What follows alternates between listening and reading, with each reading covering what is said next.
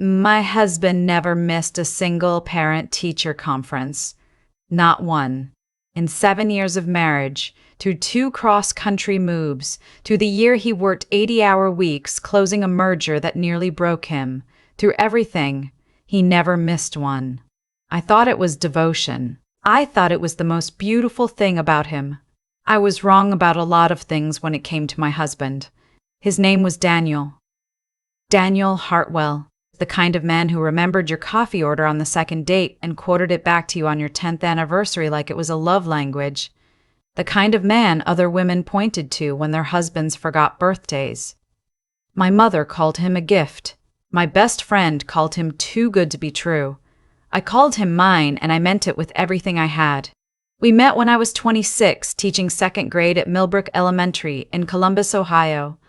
He was 31, a financial consultant with steady hands and steadier eyes.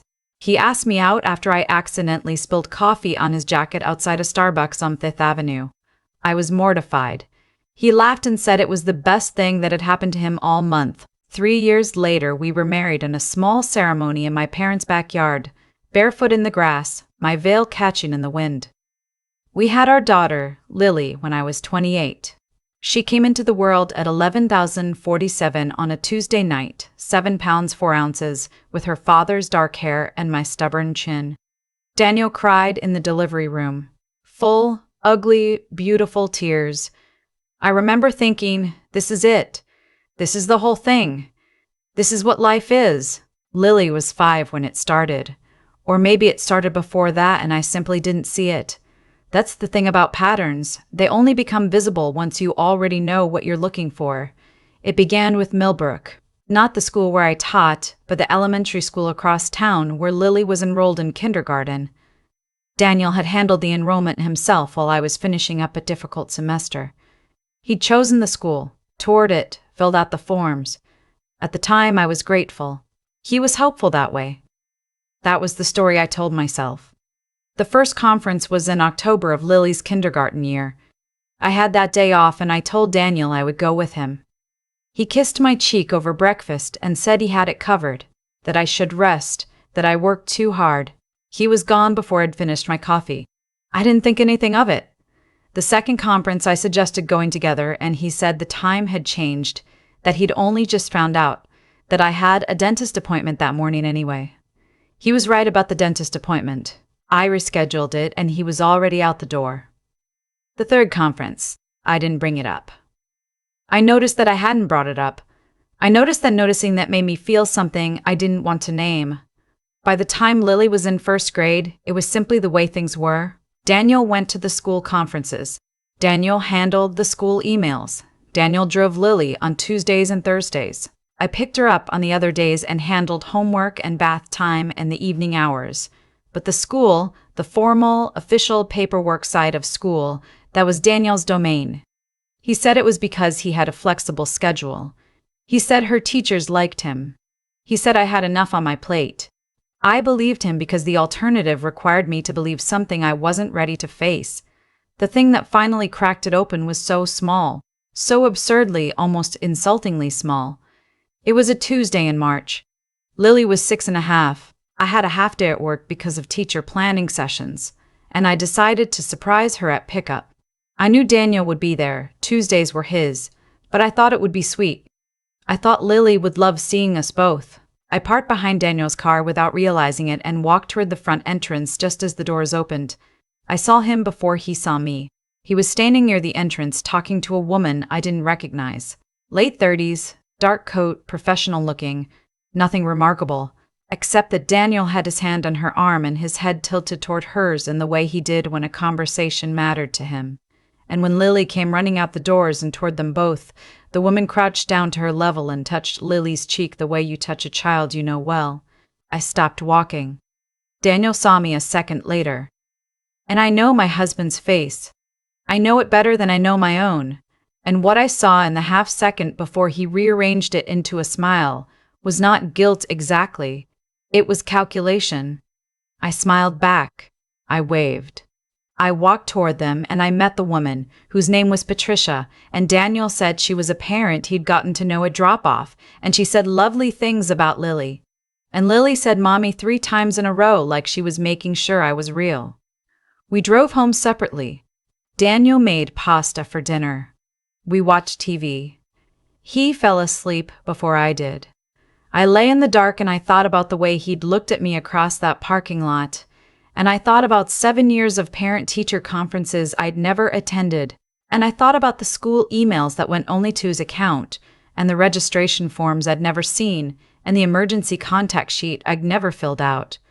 I got up at 2 in the morning and I opened his laptop. He wasn't careless. I want to be clear about that. Daniel was never careless, but he had one habit that worked against him. He used the same password for everything. The same one he'd had since before we met, a combination of his college roommate's nickname and a year I didn't initially recognize. I'd seen him type it dozens of times. I knew it the way you know things you've absorbed without meaning to. His email loaded. I told myself I would close it if there was nothing. I told myself I wasn't the kind of person who snooped. I told myself a lot of things in those 2 minutes before I found the folder. He had named it admin. That was very Daniel. Organized, labeled, nothing to see here. It contained 47 emails spanning 4 years. The earliest one was dated 3 weeks after Lily started kindergarten. The woman's name was not Patricia. Her name was Renee. Renee Calloway. And she had a son named Marcus who was 6 years old, the same age as Lily, enrolled at the same school, in the same class. I read slowly at first and then faster and faster until the words were blurring together, and I had to stop and breathe. Renee and Daniel had been in contact since before Lily started school. Before. The enrollment at Millbrook, the school Daniel chose, the school he toured and registered Lily for without me, was not a coincidence. It was a decision made so that Lily and Marcus would be in the same class, in the same building, on the same schedule.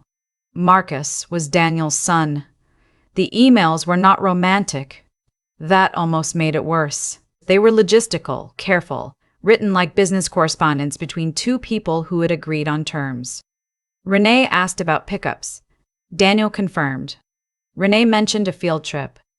Daniel said he'd sign the form. There were references to our arrangement and the original agreement. And once, in an email from 2 years ago, Renee wrote, "He keeps asking why his dad doesn't come to the house. You need to figure that out." Daniel had replied, "I'm handling it. Give me time." I sat on the kitchen floor until the sky started going gray. There was a child. There was a 6-year-old boy who had been in my daughter's classroom for an entire school year, who sat 10 feet from her every day, who my husband had been quietly, methodically parenting in secret while I picked up Lily from afternoon care and made dinner and thought I had a marriage. I put the laptop back exactly as I'd found it. I went upstairs. I lay down beside my husband and I did not sleep. The next 3 days I was a ghost in my own house. I smiled. I packed Lily's lunch. I asked Daniel about his day. I was so normal, it frightened me. I think some part of me already knew I needed to be careful, that if I moved too fast I would only push things underground, and I needed to understand the full shape of what I was dealing with before I blew it open. On the 3rd day I called my sister Janet. She's 4 years older than me and she's a paralegal, and she has never once in her life told me what I wanted to hear instead of what I needed to hear. I drove to a park 3 miles from our house and called her from the car. I told her everything. She was quiet for a long time. Then she said, "Did you take screenshots?" I had. I'd gone back the morning after I found the emails and photographed every single one, 47 emails. I'd also photographed the school registration documents I'd found in the folder beneath the emails. Forms with Daniel's signature. Forms that listed only Daniel as the emergency contact. Forms that had a home address I didn't recognize listed as a secondary contact. Renee's address.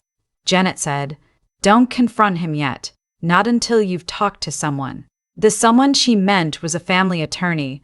Her colleague, a woman named Carol Simmons, who had 20 years of experience and a reputation for being methodical in exactly the way I needed someone to be methodical right now. I met with Carol 4 days later while Daniel thought I was at a curriculum planning session. I sat across from her in a sunlit office and laid out what I knew. She listened without interrupting. When I finished, she asked me several questions, each one more precise than the last, and by the end of the hour, I understood that what Daniel had done, the secret enrollment, the financial arrangements with Renee that I later discovered were being funneled through a business account I'd never known about, constituted financial deception within a marriage. That in Ohio, that mattered. She also told me something I hadn't thought to consider. She said, if your daughter has been listed on school documents differently than you're aware of, there may be additional issues around consent and parental rights that we need to look at carefully. I asked her what she meant. She pulled up the school's online portal, public-facing enrollment records, and she showed me that Lily's emergency contact form, submitted at the start of the school year, listed Daniel as primary contact and had a secondary contact listed as Renee Calloway. Not me. The woman my husband had been hiding for years had been listed as my daughter's backup contact at school, and I, her mother, was not on the form at all. I had to ask Carol to give me a moment. I sat in the bathroom of her office building for 4 minutes, and I felt something change in me. Something that had been soft became very, very hard. When I came back to the table, I told her I was ready to talk about next steps. The confrontation happened on a Saturday morning. Carol had advised me not to do it alone, but I made my own call on that. I sent Lily to my mother's for the weekend. Something I did sometimes, nothing unusual, and I waited until Daniel had his coffee and was sitting at the kitchen table with his newspaper, comfortable, unhurried, entirely unaware. I put my phone on the table between us. I had it open to the first email. I watched him read it. I watched him understand what I had found. To his credit, or perhaps to the final defeat of any hope I'd had, he did not try to tell me I was misunderstanding something. He did not invent an explanation. He set down his coffee cup and he looked at me and he said, "How long have you known?" I said, "Long enough." What followed was 2 hours of conversation that I do not have words for even now. He told me that Renee and he had ended things before I'd ever met him, that Marcus was conceived in the last month of that relationship, that he hadn't known about the pregnancy until Marcus was almost 2 years old, that by then he and I were engaged and he didn't know how to tell me, that he'd made a choice, the wrong choice, he said. He knew it was the wrong choice, to handle it separately, to provide for Marcus financially without disrupting what we had. I asked him if he understood that his son had been sitting next to our daughter for a school year. He said he knew. He said he thought they might grow up with some connection to each other even if he couldn't figure out how to make it official. He said he'd thought it was better than nothing. I asked him if he understood that his name was on my daughter's school forms and mine wasn't. He didn't have an answer for that one. I told him I had an attorney. I told him I had the emails. I told him I had the financial records that Carol's office had helped me locate, the secondary account, the monthly transfers. I told him I needed him to leave the house while we figured out what came next. He left. He took a bag and he went to his brother's house and he left. The legal process took 8 months. I won't give you a minute-by-minute account because parts of it were ugly and parts of it were tedious and none of it was the kind of story you want to tell. But I will tell you the shape of it. Carol was precise and thorough, and she documented the financial deception clearly enough that Daniel's attorney advised him not to fight hard. We reached a custody agreement. I have primary custody of Lily. Daniel has regular visitation. He was required to close the secondary account and all marital finances were disclosed and divided properly. The school corrected Lily's enrollment documents. My name is on every form now. The piece I didn't expect, the piece that stays with me, is Marcus, because he is a child. He is a 6-year-old boy who didn't choose any of this. He sat next to my daughter in 1st grade and shared her classroom and her lunch period and probably borrowed her crayons at some point. And he has no idea what his existence meant to the adults around him. He just knows his dad doesn't live with them and that sometimes things are complicated. Lily knows she has a brother. We told her in simple age-appropriate terms, and she accepted it the way children accept things when you give them the information honestly and without panic. She asked if she could meet him. I told her I hope so someday when things had settled. I reached out to Renee once, a single email, professional, brief. I said I held no anger toward her. I said I hoped Marcus was doing well. I said that if she ever felt it was right for the children to know each other, I was open to that conversation. She replied 3 weeks later. She said she appreciated it. She said Marcus had asked about Lily after they stopped being in the same class when the school year ended. She said she thought the kids deserved better than the adults in their lives had managed to give them. I thought that was the most honest thing anyone had said to me in a long time. Daniel and I co-parent with the kind of civility that takes real effort and produces something that isn't warmth, but isn't war either. Lily loves her father. I don't try to change that. Whatever he did to me, he has always been present for her, and I hold on to that because she needs me to. I went back to teaching in September. 2nd grade, same as always, 22 kids who need someone to show up consistently and mean it. I am very good at showing up. Some nights Lily climbs into my bed and we watch nature documentaries, and she asks me questions about animals I don't know the answers to. And I tell her we'll look it up together, and we do. And it's the best part of every week. I think about the parking lot sometimes. The moment I stopped walking, the moment I saw my husband's face rearrange itself and knew, somewhere beneath all the stories I'd been telling myself, that the rearranging had been happening for years. I don't think I wasted those years. I have, Lily. I have the life I built, even in the middle of a lie. But I think about the version of me who almost didn't go to the school that Tuesday, who almost let one more Tuesday pass by like all the other Tuesdays.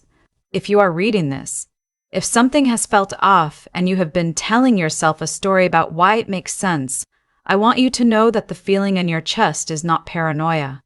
It is not jealousy. It is not too much. It is information. Your body is trying to hand you something. Take it. I took it. It cost me everything I thought I had, and it gave me back everything that was actually mine.